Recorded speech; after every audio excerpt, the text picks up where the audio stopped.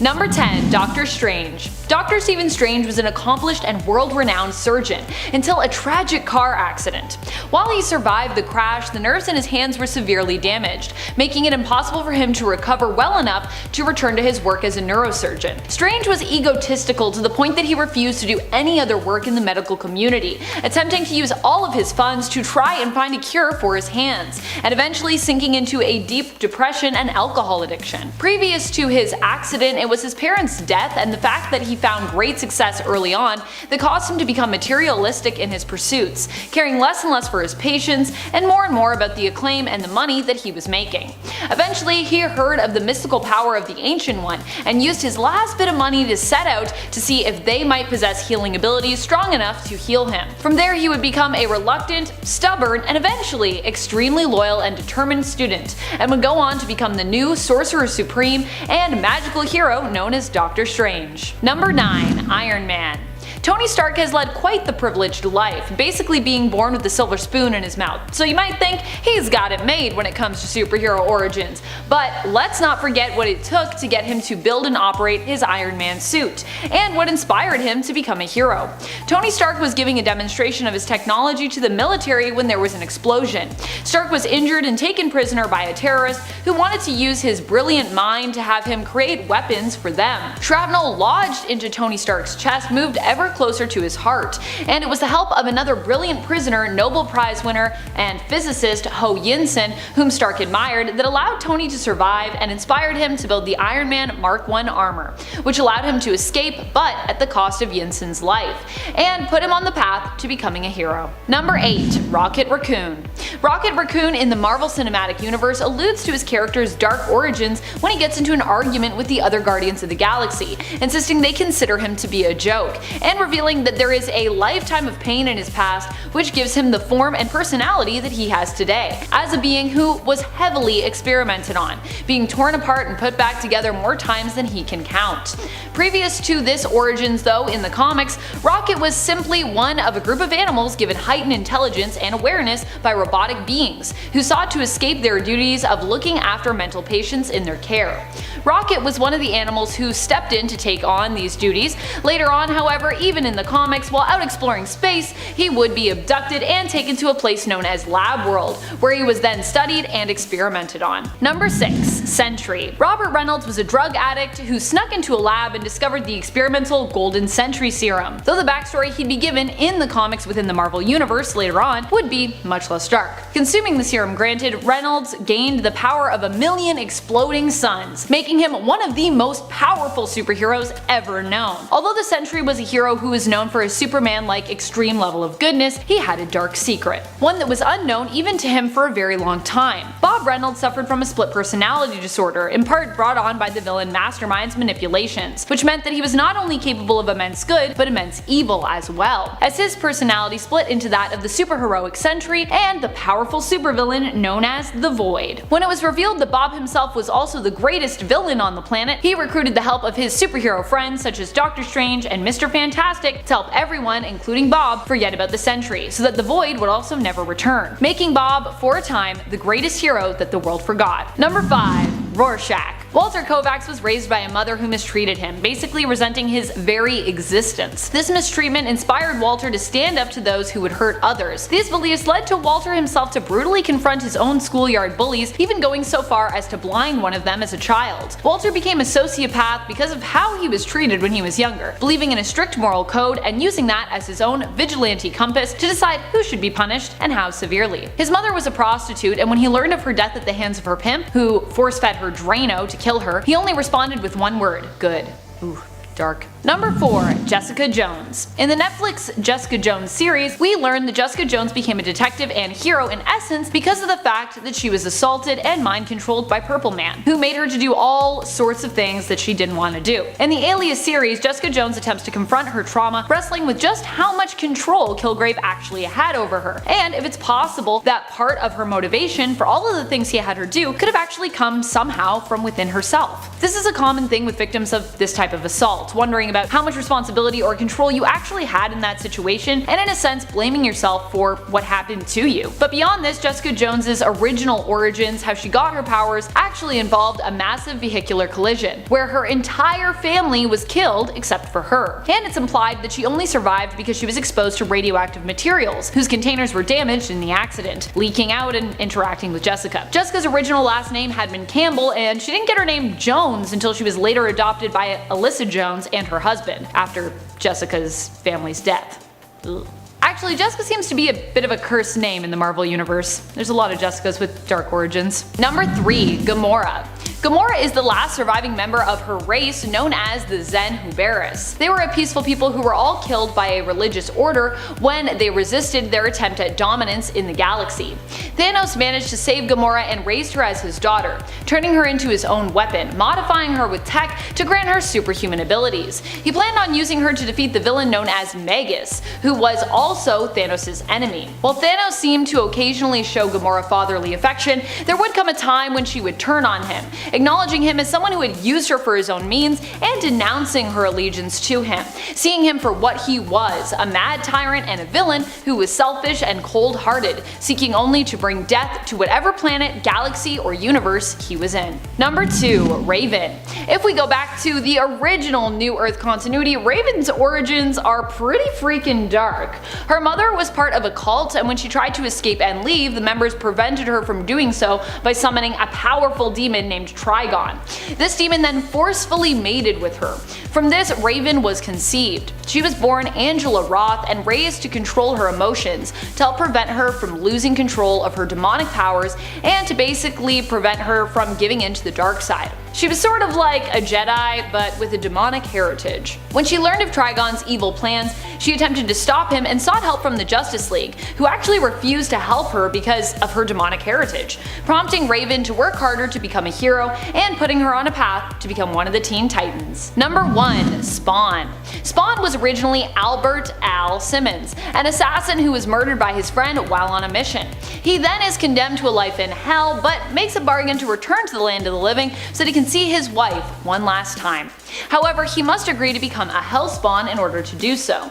The unfortunate side effect of which, that he doesn't learn until later, is that he will forget his memories somewhat, so he returns to life, but only has a faint recollection of his past. And what's more, his body is still kinda undead, making him appear as a horrific monster. So even if he had remembered his wife's name straight away, he would not be able to reveal himself to her. When he finally does remember his wife, he discovers she is remarried to one of his friends, and they now have a daughter. He also realizes that 5 years have passed since his death.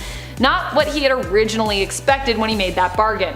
Spawn, lost in the world, is now forced to search for a new purpose while also conserving his powers, as once they're fully used up, he will return to hell. Number 10. Infinity. While Infinity is a story that is much bigger than Thor himself, his role in this story was pretty dark. He was forced to destroy a builder, blowing a clean hole through this alien creature. Thor was sent as Earth's emissary to negotiate their surrender and bow down to the will of the builders, but in reality, the Avengers had a trick up their sleeve and double-crossed the alien race who threatened the existence of the Earth and many other planets. Thor summoned his hammer Mjolnir from far away, smashing a hole clean through the builder's chest and proving just how terrifying of a foe he can be when needed, and how when needed, Thor will not hesitate to kill his opponents, like some other heroes might. After smashing a hole through the builder's chest, he finished them off with a hammer to the head. Splat. Number 9. If he be worthy. Dark stories usually come out of times when Thor is no longer worthy, and this is also one of those times. This story kicked off the 2014 run of Thor, where Thor lost his arm in a fight with Malekith. We were also first introduced to the initially mysterious Lady Thor in this issue, who was deemed worthy when it came to wielding Mjolnir and retrieving it from the moon, where it remained when no other Asgardians seemed able to lift it. Thor's loss of his arm would lead to him being very depressed for quite a while, and would in this case add injury to insult, as he was already reeling emotionally from being unable to retrieve Mjolnir. Although he would eventually get a sweet black Uru arm crafted because Odin refused to accept an armless son. Kinda rude. And likely added more stress to Thor to hear his dad say that. Sounds like, I'm not gonna have a son that's useless. Whoa, whoa, whoa. Just because he lost an arm he's useless? Rude. Number 8. Sundown. This story is both beautiful and dark, heart-wrenching and bright all at once. It's tragic. And hey, just because the story is dark doesn't mean it can't feature electric and bright colors colors, which of course in this issue comes from the amazing Matthew Wilson. Sheesh, I love this guy's colors, they're always so beautiful. In issue 705 of Mighty Thor, we watch a super sick Jane Foster as Lady Thor take on Mangog, and pretty much kill herself during the fight. In the end, she is forced to sacrifice Mjolnir in order to defeat Mangog, launching the villain and her hammer into the sun. Due to the fact that Jane was battling cancer at the time, every time she changed into Thor, due to that whole process, the progress of her chemo basically gets erased. And when she removes her helmet and changes back this time, she knows it will be her last. Her and Thor share one last kiss as she changes back from Thor to a very sickly and cancer-ridden Jane Foster, and she appears to die. Some truly bleak and beautiful writing here from Jason Aaron. Number 7. Two-Face. Harvey Dent went from being on the side of the law and one of the biggest real-life everyday fighters for justice in Gotham to becoming one of the city's most iconic villains. It all started when he was disfigured. During a trial, crime boss Sal Maroni threw acid in Dent's face, scarring him for life and driving him insane. Dent lost his faith in justice as a result of this incident and instead left it up to fate to decide whether he would behave heroically or criminally, often known for flipping a coin to decide his victim's fate. Number 6. Spider-Man. Spider-Man's whole brooding and moody sensibility and his battle with depression, which would only grow over time, all stems back to his origins. The death and loss of Uncle Ben is what inspired Spider-Man to become a hero and also gives him a lifetime of weighty regrets. Uncle Ben's death could have been avoided in Spider-Man's mind if only he'd cared enough to use his powers to stop a thief in his path, who would shortly after end Ben's life. To Peter Parker, he may as well have pulled the trigger himself. This tragic and dark story would inspire the hero to use his powers more responsibly, but would also haunt him for the rest of his life. Number 5. Dr. Manhattan. John Osterman's origin story as Dr. Manhattan is truly horrific. John found himself trapped inside a test chamber when he went to retrieve his watch, as it underwent a scheduled experiment. The experiment caused John to be taken apart at an atomic level, removing his intrinsic field, which is a term used in Watchmen to describe what holds atoms together, the force that does that. It's not actually a true scientific term, fun fact. As such, he was granted powers over the intrinsic fields of all things, using his powers to build himself a body 3 months later and physically manifesting in the cafeteria of his workplace. John's life would be forever changed, and in becoming a god, he would not only look different, but would also become less human as the years went on, experiencing a detached feeling from life on Earth. Number 4. Batman. Bruce Wayne was just a young boy when he lost his parents. They were both killed point blank in front of him one night after the family had left the movie theater where they just watched Zorro, and attempted to take a shortcut down an alley. A thief named Joe Chill killed them during a robbery, leaving Bruce alone in the world, save for the family butler, Alfred, who would become like a father to him. It was this tragic start to his life that caused young Bruce to grow up fast and run in with a bat that inspired him to become the Dark Knight of Gotham, known as Batman. It's also been argued countless times over that this traumatic event made young Bruce unstable, which is perhaps why he has turned to a life of vigilantism, unable to heal the mental wounds his parents' tragic deaths caused. Number 3. The Devourer King. This is the first arc in Donny Cates' Thor run, which just started earlier this year in January of 2020. The series started off with completely giving him a new dark look and dark and immensely powerful villain to go along with this look, who we'd see fully revealed at the end of issue number 4, the Black Winter, also known as the Star Plague. The Black Winter is the cosmic force that was known for wiping out the entire universe prior to the one that we have now, way back when Galen became Galactus. In fact, Thor is even forced to team up with Galactus in order to take on the Black Winter, and the frightening thing is, by comparison, both of these characters appear small, standing next to the celestial shadow of a monster that is the Black Winter. And also, Thor is pretty OP at this point, so that's something. Number 2. The God Butcher. The whole universe wasn't threatened by this villain in Jason Aaron's run, but all of the gods certainly were, and I mean all of the gods. In the story arc known as the God Butcher, we were introduced to Gore, a fearsome and well-written villain. Gore learns of the gods and basically blames them for everyone's suffering, and so sets out on a mission to kill them, armed with the Necro Sword, also known as the All Black, which we later discover via Donny Cates also happened to be the first symbiote. It's all connected, ooh.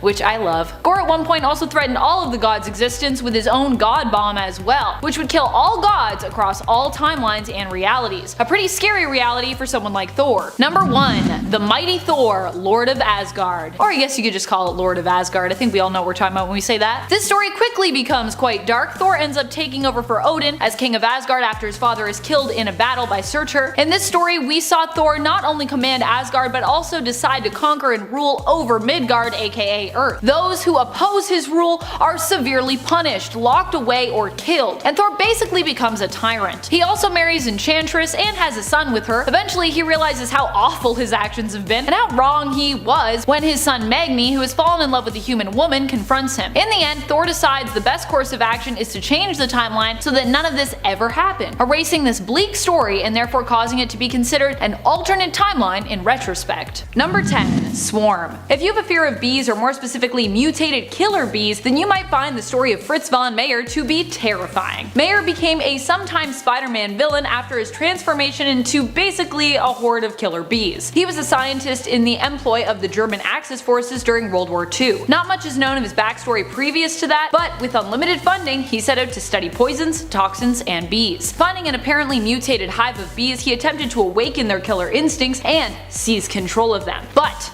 his plan backfired and they ended up gaining back their killer instincts and using them to swarm and kill Meyer. Meyer's consciousness, however, became absorbed into the bees as his physical form died, and as such, he is now a man who is made up entirely of bees. If that isn't something out of a nightmare, I really don't know what is. Number 9. Swamp Thing. Alec Holland is believed by Swamp Thing himself to be the man that the creature once was. Alec Holland and his wife were living out in the swamp and were both scientists who had developed a biorestorative formula that would solve world hunger. However, goons were sent to sabotage and destroy the discovery during this original origin story. The goons put explosives in the lab and Alec woke up following the explosion covered in the biorestorative formula. He ran out into the swamp but found himself merged with it, becoming an avatar of the green, merging with that swamp and becoming the monstrous creature known as Swamp Thing. Originally in the comics, Swamp Thing, believing it had once been Alec, was always trying to find a way to return to a more human state, longing to be mortal once more. Number 8. John Constantine. We recently got an interesting look into John Constantine's origins in the new DC Black Label limited series Rise and Fall. Hellblazer Rise and Fall. That's the whole long title. This is a story divided up and told over the course of 3 books. In the first book, we are told of Constantine's backstory and everything that has shaped him into the lovable troublemaker of an occult detective that he has become today. His life started in the dark from the moment he was born. His mother passed away, bringing him into the world, which set the stage for what his life would then be like. His father turned to drink and treated young John harshly, never once sympathizing with his son, which only motivated John to become more of a young vagabond, staying out and running around the streets of London late at night. We also learn of the tragic loss of one of his childhood friends in the book. Truly, it's a must-read for Constantine fans, or just for fans of good comics. Number 7. Midgard's Final Doom. In 2018's Thor, we get a flip back and forth between a younger Thor and an older future Thor, King of Asgard, but also the last Asgardian left. No matter what this version of Thor does as well, it seems there is nothing he can do to prevent the Earth from dying. But that doesn't mean he's not going to stop trying. In issue number 6, his main threat is a future Doom who is also Sorcerer Supreme in this future timeline. King Thor is joined by his old pal, Phoenix Force Wolverine, who ends up sacrificing his life imbuing Mjolnir with the Phoenix Force in order to help King Thor defeat Doom and save the world. Well, try to save the world. As beautiful as the art is, the story itself is pretty grim. Grim, but spectacular. Number 6. Thor First Thunder. Near the end of this story, Thor gives into warrior madness and we see just how destructive Thor can be when his rage is left unchecked. He wreaks havoc on Manhattan, nearly killing Spider-Man and the Fantastic Four, as well as Jane Foster, while working in tandem alongside his brother Loki. In the end, he regains his senses, but for a while there, it was looking like Thor would have destroyed it all, burned it all, and blown it all down with his mighty power. You do not want to mess with an angry Thor, I'll tell you that much. Number 5. Thor vs. the Mysterious Radioactive Man. This was a story about Thor that actually appeared in the original Journey into Mystery series. Yeah, not all dark stories need to come from present day comics, by the way. In fact, without likely realizing it at the time, some of the darkest moments in comics history have actually come to us from incredulously outdated moments way back in the past. Journey into Mystery gives us one such story and moment. In this comic, we see Thor attempt to take on villain Radioactive Man. In this issue, we find out Radioactive Man's backstory as a nuclear physicist from China who gained gain radioactive powers. He was then sent on a mission to New York to challenge and defeat Thor. The ending of the story is what is the dark part though. When Thor attempted to send Radioactive Man back to China in a tornado, which Radioactive Man explained would cause him to reach critical mass before he touched down, Thor showed no regard for the innocent lives that could be affected and destroyed by basically the nuclear bomb that Radioactive Man would become on impact. As far as he was concerned, that was Radioactive Man in China's problem, not his. Wow. And he says that in the comic too.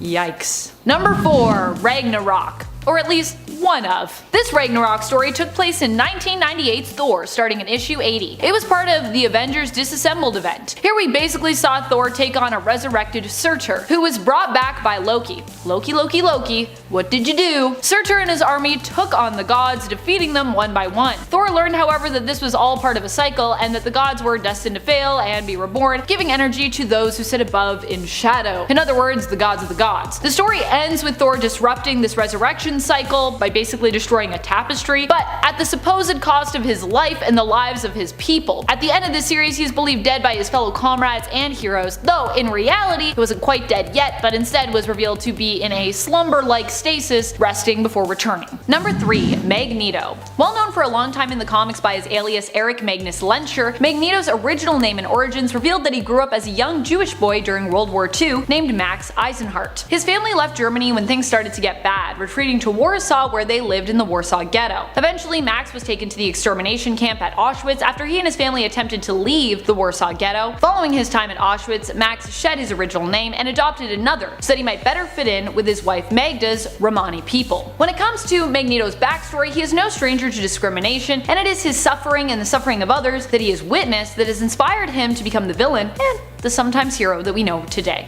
Number 2. Red Hood. When it comes to Jason Todd's transformation from Robin to Red Hood, there was a ton of dark events that came into play here, which caused Jason Todd to go from hero to villain, and then of course to anti-hero. Todd was seemingly one of the permanent deaths in comics after he was beaten to near death by the Joker, following being sold out by his own birth mother, who he then even still fought to free before being killed in an explosion. We thought we'd never see him return, but he was later brought back using the Lazarus Pit, and then was trained by Dukra of the All-Cast and joined the League of Assassins for a time. When he finally returned to Gotham, it was originally as the villain Red Hood, seeking brutal justice, and later on, as Joker would say in 3 Jokers Book 1, becoming one of his own villainous creations. Ooh, so dark. When you realize you've become a thing you didn't want to be and someone evil made you that. Eee. Number 1. Wolverine. Wolverine has more trauma in his life than all the X-Men put together. Actually, he's probably got more trauma in one pinky than all of the X-Men. The only thing that protects Wolverine from the darkness of his own multi-chapter tragic origins is the fact that his brain actually also uses his healing factor to basically rid him of undesirable or painful memories. Young James Howlett's powers first manifested when his birth father killed his foster father, the husband of his mother. In a rage, James used his bone claws to kill his birth father, Thomas Logan, and his mother, still recovering from the loss of her firstborn son, severely traumatized, then took her own life. There are a lot of things that came after that when it comes to Wolverine's story and his past, pretty much all of them being wrapped up in some kind of traumatic experience.